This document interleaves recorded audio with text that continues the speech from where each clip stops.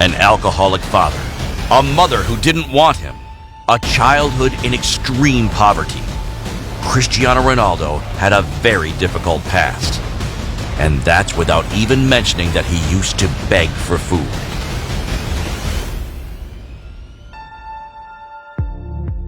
Ronaldo moved to Lisbon from the island of Madeira when he was 11 years old. He was spotted by Sporting and moved a step closer to his dream of becoming a footballer. But that didn't mean he'd left poverty behind him.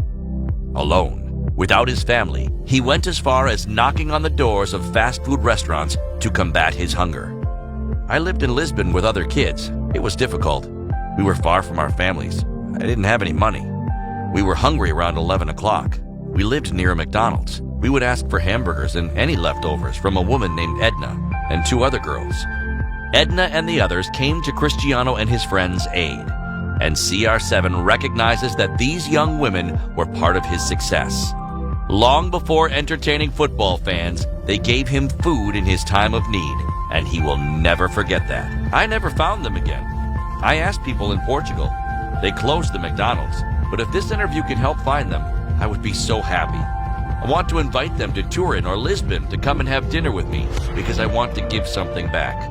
I will never forget this. CR7's fortune is currently estimated at being worth $450 million, but that doesn't make him any less appreciative as a person. He knows that he owes a lot to the people who helped him, like these young women. Generosity, gifts, thank yous. There's no limit to Cristiano's gratefulness.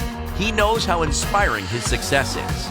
Cristiano Jr. was able to experience a part of his father's journey because CR7 took him to visit his childhood home. We took Cristianinho into the room where I used to live. My son looked at me and said, "Papa, did you really live here?" He couldn't believe it. Maybe he thought it was all just a nightmare made up by his father, but not at all. CR7 came from nothing. Actually nothing. He often went to play on an empty stomach. This is why he insists upon the values of hard work, courage, and perseverance.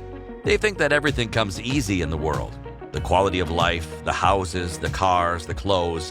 They think it all falls from the sky. This is what I'm trying to teach my son, including when I take part in events at schools.